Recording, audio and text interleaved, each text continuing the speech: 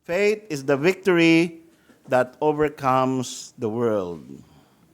Sabi po ng Bible sa ating nabasa, whatsoever is born of God overcometh the world. So tayo bilang mga mananampalataya, bilang mga ligtas, ay mga born of God. Pagka hindi ka born of God, hindi ka pwedeng maligtas. Ang isang tao na binigyan ng kaligtasan, ang unang trabaho ng pagkilos ng Panginoon sa kanya, siya ay bubuhayin, bibigyan ng quickening mula sa kamatayan at bibigyan ng awakening mula sa pagkabulag at bibigyan ng panibagong kapanganakan mula sa dating iisang kapanganakan. Kaya po yan ay born of God, born from above, born again. Tatlong termino na ginagamit natin, pare-pareho ibig sabihin nun. Born of God means Diyos ang nagbigay ng kapanganakan mo, hindi tao. So it is different from yung nung pinanganak tayo ng ating magulang.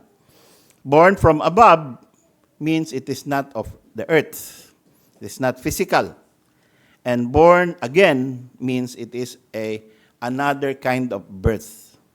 So tatlo po yan, huwag tayo mako-confuse, iisa lamang ang ibig sabihin niyan, the quickening, the awakening, the enlightening of our soul and our spirit para tanggapin ang gospel, para maintindihan natin at tayo ay magbagong isip tungo sa kaligtasan. Yan po ay sinasabi rin na initial work of the Spirit towards saving faith.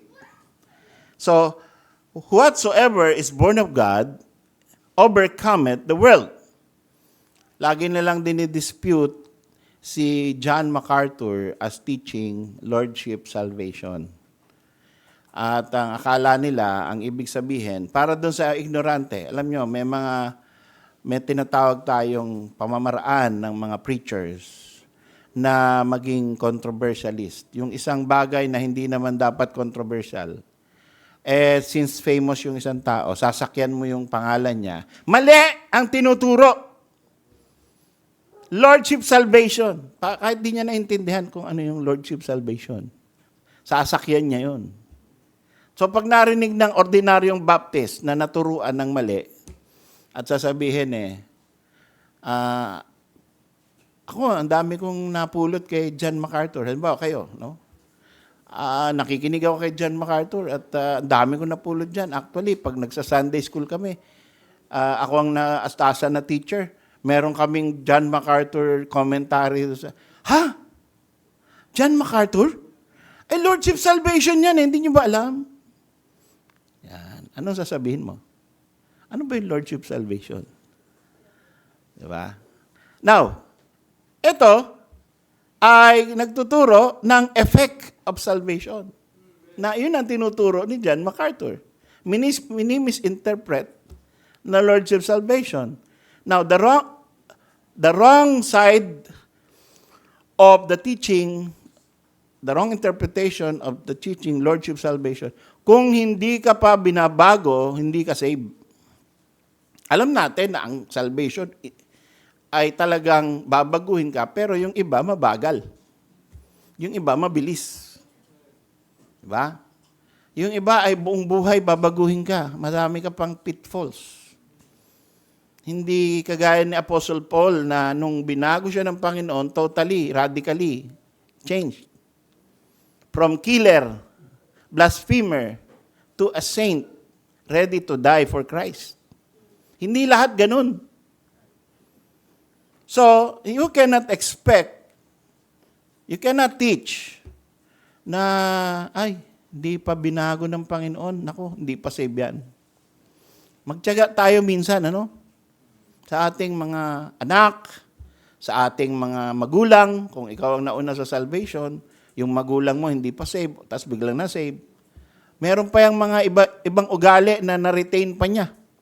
Magtiyaga tayo doon sa mga bini-Bible study natin ng mga Catholics. Baka yung iba dyan ay pagkatapos natin mag-pray, mangungros pa yan. Diba? Huwag tayo ma-offend. Ay, nangungros, hindi save.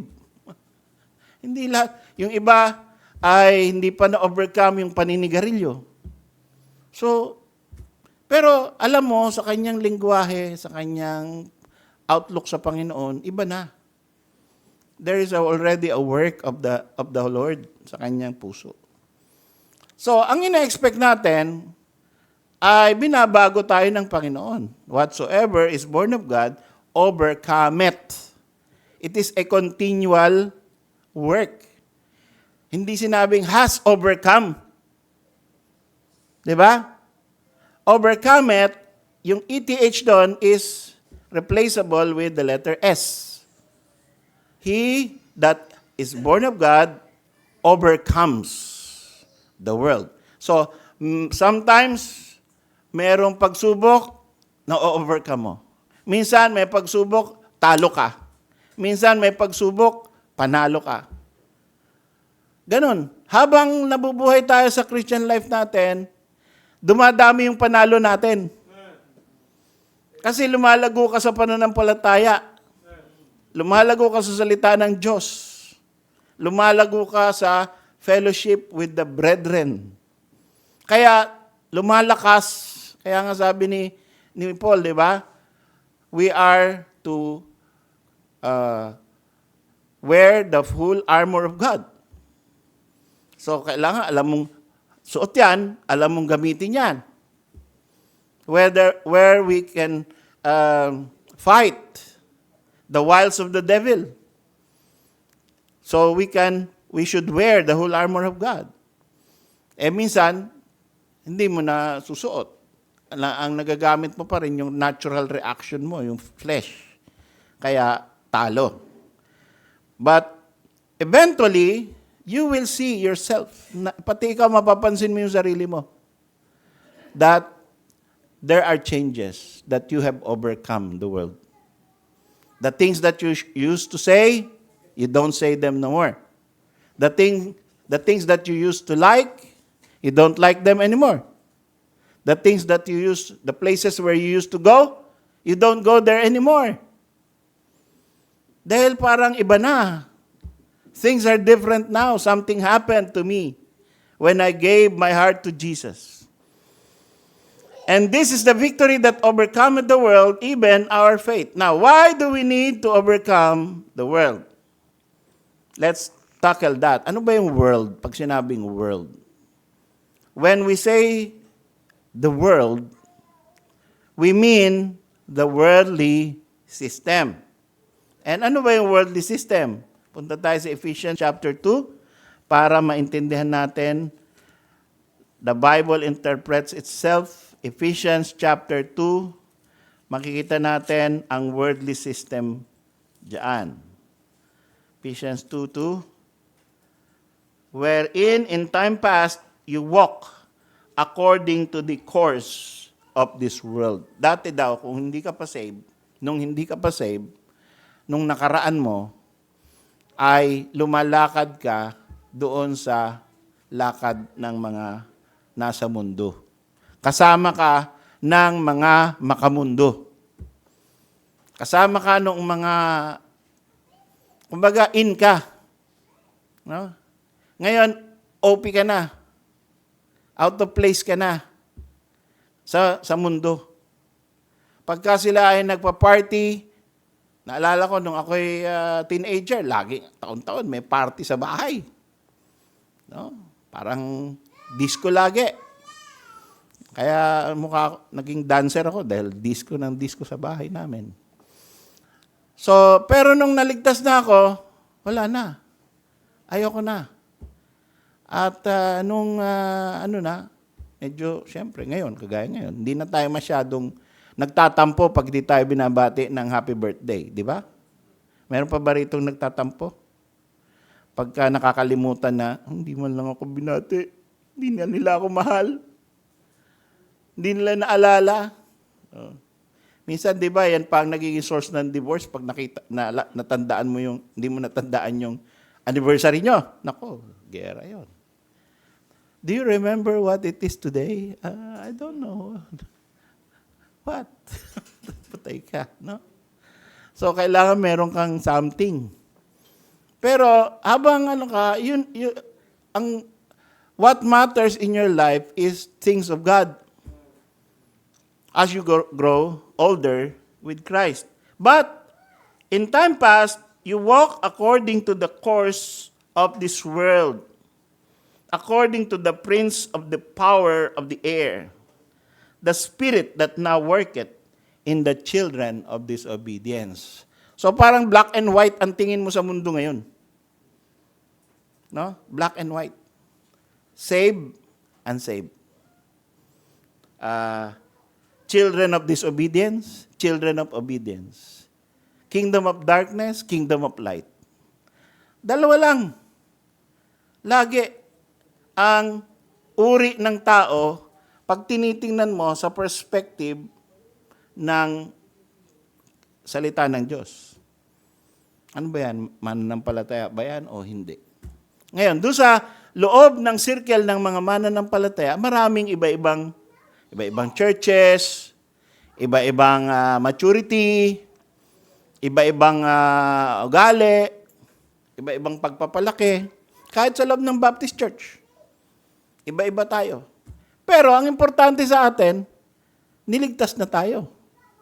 We no longer belong to the children of disobedience because we are born of God. Something happened. God caused us to overcome a part of our worldliness. Kaya pwede mo nang sabihin with great conviction, in time past, I walked according to the course of this world. Nakaraan ko na yan.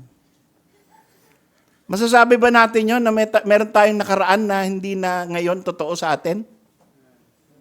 Dapat, lahat tayo. Ay mayroong masasabing, ay ako yan noon.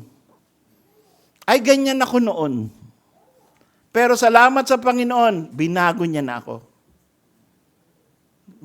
That is part of our testimony. Pagka ngayon, ito yung hindi pa binago ng Panginoon. Hindi ako pinalaki ng nanay ko para ganyan ninyo, ha? Ay, ganito talaga ako. Tanggapin niyo ako. Love me for what I am. For simply being me. Ganito talaga ako eh. Ayoko ng plastikan eh. Yan. Pagka binago ka na ng Panginoon, meron ka lang bagay na gusto mo pa rin sa laman mo. Sumisigaw yung buong pagkatao mo na, eto ka eh. Eto yung pagpapalaki sa iyo eh. Kaya lang, yung spirito sa iyo, sasabihin, hindi ka na ganyan. Binago ka na ng Panginoon, wag mong balikan yung ugaling yan. So, sa mind mo, sa decision making mo, parang yatang plastic ako. Kasi meron akong gustong gawin, pero pinipigil ko yung sarili ko. Di ba kaplastikan yun? Hindi. Yun ang labanan ng espiritu at saka ng laman. Yun ang sinasabi ni Paul na things are become new. All things are passed away. So talagang meron kang masasabi na yun ang gusto kong gawin, kaya lang hindi ko na pwedeng gawin yun. Kasi sa laman yun eh. Yun ang luma kong pagkatao eh. Pipigilin mo ngayon yung sarili mo if you recognize that. So mukhang plastic. Mukhang hypocrite. Pero hindi. Meron akong natin na birthday ng isang pastor eh. Sabi, hindi tayo magpapaka-plastic dito. Kaya gusto natin uminom ng alak, mag-inuman tayo. So, tama ba yun? Pinagbigyan mo yung laman mo, yun nga yung sinuka mo na eh. Kaya tayo, umiinom na tayo ng kaunting alak sa Lord's Supper na lang, pero hindi na tayo manginginom. Praise God para sa inyo na mga never na naging lasinggero. Ikaw ba, Ian, umiinom ka ba? Hindi? Oh, mabuti na lang. Sa God's Grace Christian School ka lumaki.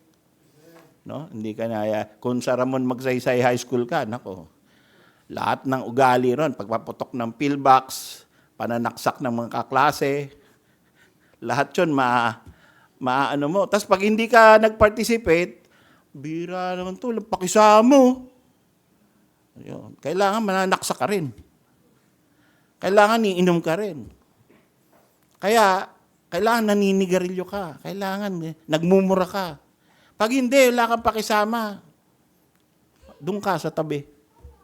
Yan. Ibubuli ka ng mga barka-barkada nila. So, kawawa ka, sasama ka na lang. Kaya, praise God sa mga Christian school. No? At kami, ako hindi nakatikim niyan. Public school ako hanggang lumaki. Kaya, buti na lang may Panginoon na nagliligtas. No? At, sabi rito, the prince of the power of the air, the spirit that now worketh in the children of disobedience, among whom also we all had our conversation in time past, in the lust of our flesh, fulfilling the desires of our flesh. So, yan yung in-overcome mo. Okay? Kung ikaw ay dating ganyan, hindi na. Sabi nga nila yung Didi daw Didi. Ang Didi talaga, Doctor of Divinity. And Didi, dating demonyo. So, totoo naman yon. Yung mga nasesave, mga dating demonyo yon. Kaya ngayon, hindi na. They have overcome the world. The worldly system invades the believers and the churches. So the next part of overcoming the world is after nakaahon ka na dyan, papasok ka na, nasa church system ka na, yung mundo gusto naman pumasok sa loob. Ngayon, kung ikaw ay may attraction pa sa'yo, no?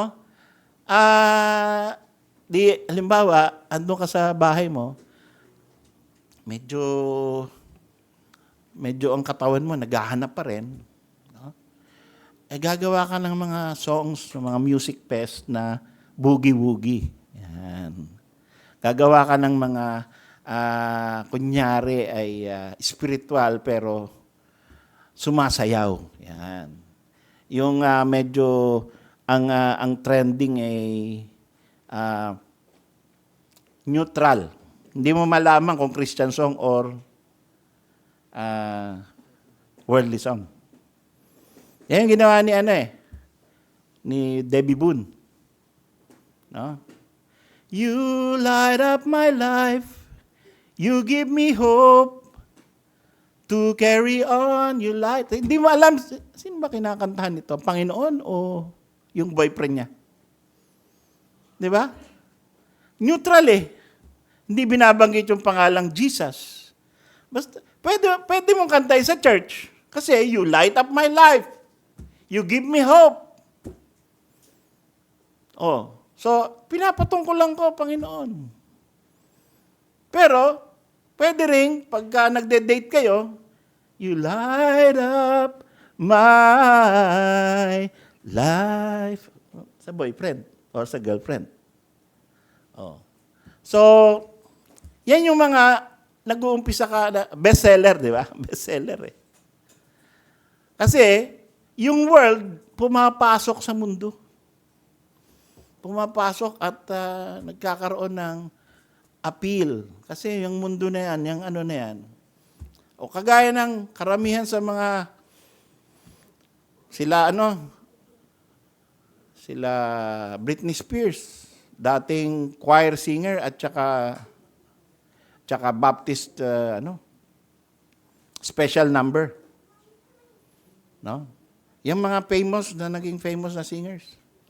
Nung hinahanap na sila ng mga churches, pwede palang pagkakitaan to hanggang sa delikado yun no?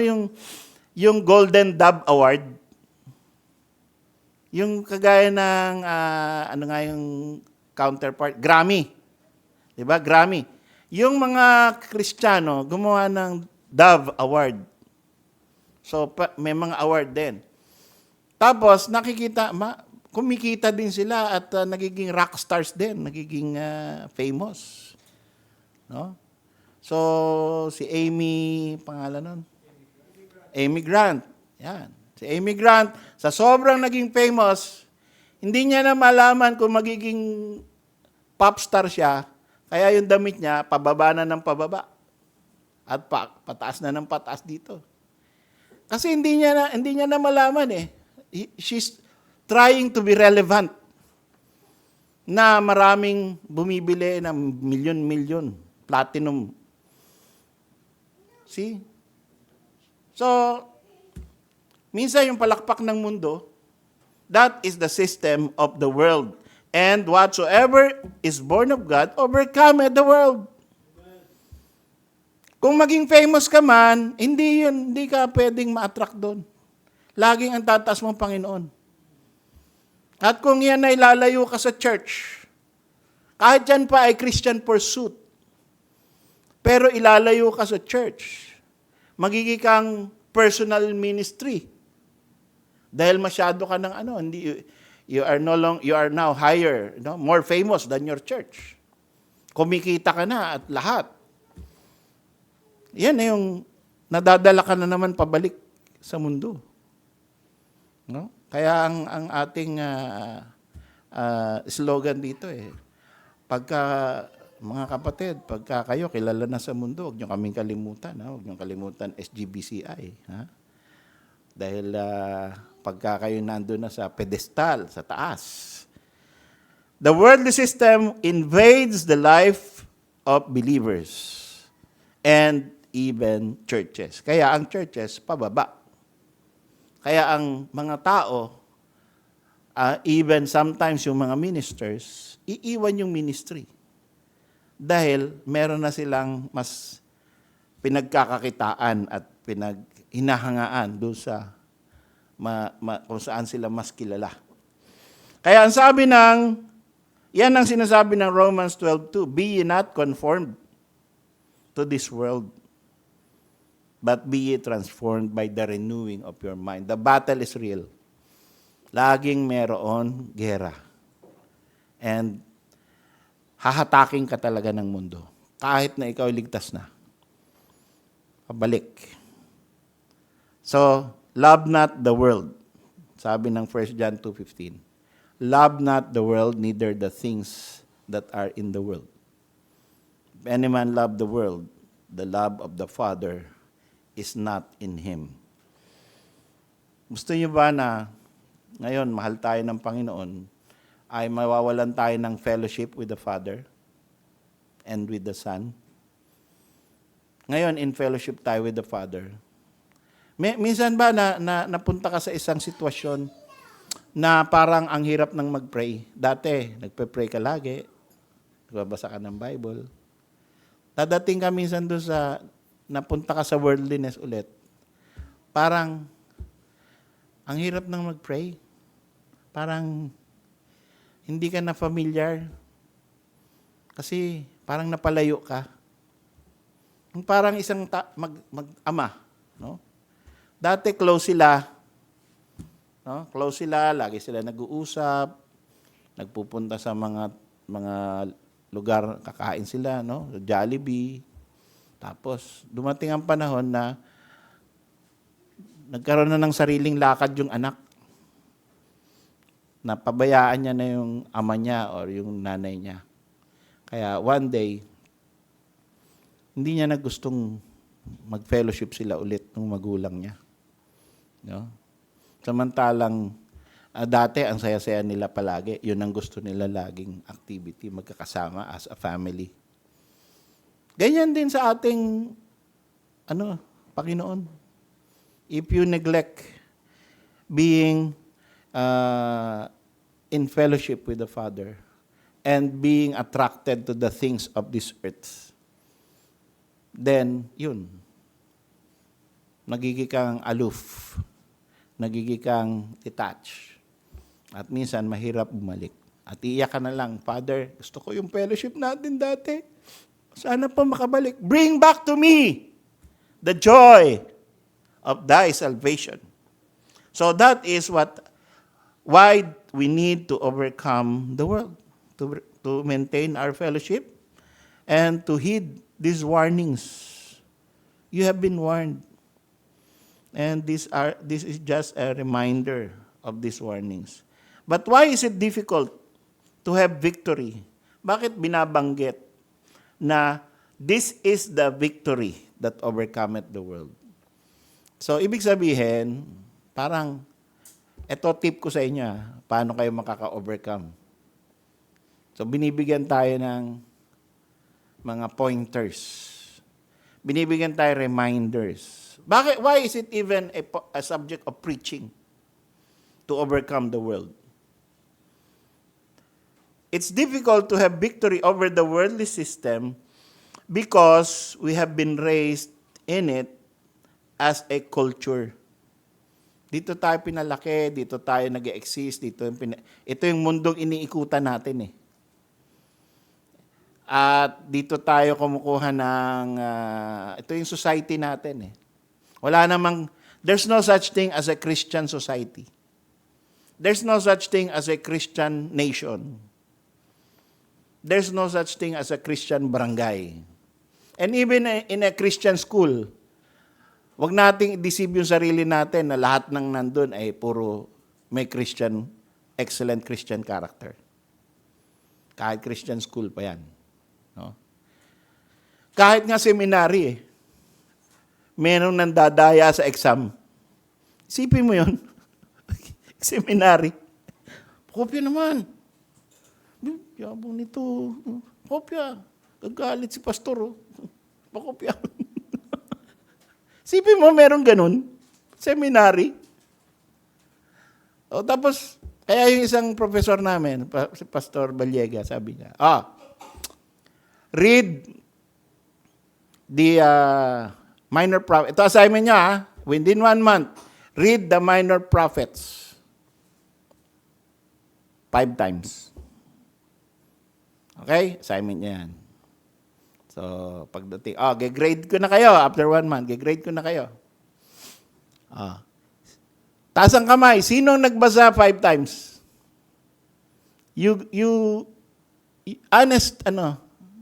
Honest answer. Sino nagbasa? So, may 3 tumaas. O, kayo, may mga grade kayo na maayos. Yung mga hindi nagbasa, fail. Diba? So, si John MacArthur, meron din read the 1 John 5 times. Yun ang isa sa mga assignment niya sa kanyang school. Read the book of 1 John 5 times. Ang ganda yun. It brings something, no? Pag ginawa mo yun. But, yan, check your own paper, no? Imbis na i-check ka pa, ay kailangan ay magkaroon tayo ng overcoming attitude doon sa worldly system na hindi nandadaya, hindi naglolokohan. We are sent by Christ to be in this worldly system. Sabi ng John 17:18, I have sent them to the world. They are not of the world because you have taken them out of the world. Father, iniahon mo sila mula sa mundo at ibinigay mo sila sa akin. So, ganito naman ang ginagawa ko ngayon. Ibinabalik ko sila sa mundo. Although hindi na sila kasama dyan. Sapagkat meron tayong misyon para sa kanila. John 17:18. As thou hast sent me into the world, even so have I also sent them into the world. Yan. So, sanctify them through thy word. Pakalinisin mo sila. Pakaingatan mo sila sa iyong mga salita. Thy word is truth. Because I will send them back to the world. After dying for them, babalik ko sila sa mundo. At yan ang mission natin. Kaya hindi pa tayo kinuha ng Panginoon eh. No? Yun ang reason. Kung bakit pagkatapos mong maligtas, ay hindi ka pa na-rapture agad. Sana ganun, no? Pagkatapos mong maligtas, lahat ng naliligtas nararapture agad. Hindi ka na magkakasala. Di ba? So, pero sa tingin ng mga tao, ay, huwag kang tatanggap kay Kristo. Mamamatay ka, mawawala ka dito, mararapture ka. Di alam ng mga tao saan pumupunta yung mga tumatanggap. Yun. Pero hindi ganun ang plano ng Panginoon. Pagkatapos kanyang iligtas, pagkatapos pumasok ang Holy Spirit sa iyo, ibabalik ka ng Panginoon sa mundo. For what? Para maging makamundo? Para maging influence sa mundo. Tayo ba ang buhay natin influence sa mundo o tayo na influensyahan ng mundo? Sagutin nga natin yan sa ating sarili. Pagka mayroong mandaraya tayong kaibigan, yan, gandang tanong, ano? Yung kaibigan natin, mandaraya sa negosyo, mandaraya sa office, mandaraya sa asawa, no? So, syempre, kaibigan mo yon, di lagi kayo nagkukwentuhan. Alam mo, Dre, no? Lahat ng, ang inuwi ko kahapon, limang coupon band, hindi nahalata ni boss. No? Kanya, kadami, pambira, kailangan ng anak ko eh. Yun. Ay, pambira, naka-time in ako, pero nandun na ako sa sa beer house. Sama ka minsan. Ay, may church kami eh. Naku, huwag mo na yung mga church na yan. Lalagpas ka sa langit niyan eh. Sama ka minsan. Ang gaganda ng babae dun. Yan. Yan ang mga usapan ng mga mga makamundo. So, sino sa inyo, sino sa atin ang naiimpluwensyahan, bumibitaw doon sa kabanalan at pumupunta sa kamunduhan? Imbis na ikaw ang mang-impluwensya. At yung tao ay imbis na masama, pagkaharap ka niya, bumubuti. Meron akong kaibigan palamura siya. So, pagdating ko, nagmumura siya. Ay, sorry andito pala si Father. Yung ba trato sa atin? Father, no? Ayaw nila magmura sa harap mo. Kasi iniisip nila, may dala-dala kang parang ganon. Ganon ka ba? O ganon? Ano ka? Nakikisira ulo ka ba doon sa kaibigan mo o na-influensyahan mo siya para maging banal? We are sent by Christ to be in the world, to be influence in the world, so that Christ may be seen in us. Yun nga sabi ni Mahatma Gandhi. Sino bang Gandhi? Tama ba? Tama ba, there, si Gandhi? No? Yung Gandhi na nasa India, Mahatma Gandhi. Oo. So, yung Mahatma Gandhi, sabi niya, I would have been a Christian if I saw one. British Empire yan eh. Tapos maraming mga missionary. Di ba si William Carey, one of the missionaries. Sabi niya, Hindu ako. And wala akong nakitang Christians. Mga sundalo, puro mga Anglicans yan, mga Church of England yan. Wala siyang nakitang ugaling Kristiyano. So tayo ba kaya? Nakikita kaya si Kristo sa atin? Pag nakita si Kristo sa ating buhay, we have overcome the world. Because the world hates those who do not conform to this world. John 17:14, the Bible says, I have given them thy word, and the world hated them, because they are not of the world, even as I am not of the world. Prayer yan ng Panginoon eh. Panginoong aking Ama, galit ang mundo sa kanila. Kasi, hindi sila makamundo, hindi sila gumagaya binigay ko sa kanilang salita. Tuwing magsasalita sila, puro tungkol sa akin. Kaya ayaw ng mundo sa kanila. Yan. Pagka ikaw ay napupunta sa isang grupo, sasabihin, ayan na naman si Bible. Bible na naman tayo niyan. Ayan na naman si Save. Ayan na naman si Jesus Christ. Oh. So, hindi ka na iimbitahin kasi kabisado ka na. Hindi ka na iimbitahin sa inuman, titigil yung mga green jokes nila pagka andong ka. Kasi kabisado ka na nila. At lalayo sila sa'yo dahil alam nila ang favorite topic mo, Jesus Christ. Pero, siyempre, kukuha ka pa din ng try to influence them. Yun yung mga buhay ng overcomers. So, anong sabi rito? And this is the victory that overcometh the world, even our faith. The faith given to those who are born of God. So kaya tayo say, binigyan tayo ng faith. Diba? Doon sa Ephesians 2:8-9, for by grace are you saved through faith. Dalawa yun eh. Yung salvation ay binigay by grace. At saka yung faith, binigay din by grace. So, yung faith mo ay galing din sa Panginoon. Saving faith overcomes the world. Saving faith is the seed of God placed in your heart. So that as you exercise that principle of salvation na na-impart sa'yo, you overcome worldliness. Magtataka ka minsan, no, na nakakaya mong labanan yung kamunduhan.